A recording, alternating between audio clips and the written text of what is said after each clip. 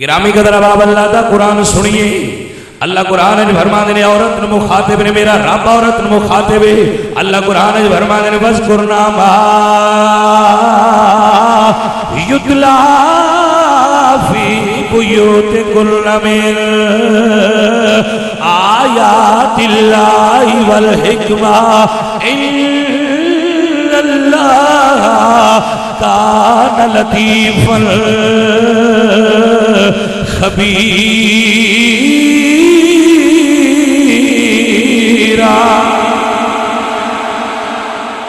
وَاذْكُرْنَا مَا يُتْلَى فِي بُيُوتِكُنَّ مِنْ آيَاتِ اللَّهِ وَالْحِكْمَةِ. اے عورتوں اپنے گھر رہو, اپنے گھروں تو باہر نہ نکلیا جے.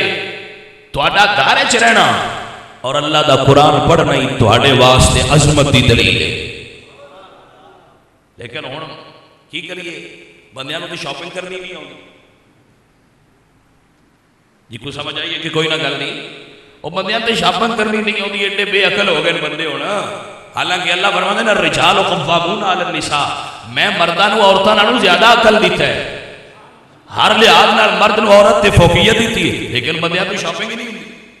جیڑا بندہ اپنی بیوی دی جُتی نہیں لے سکدا,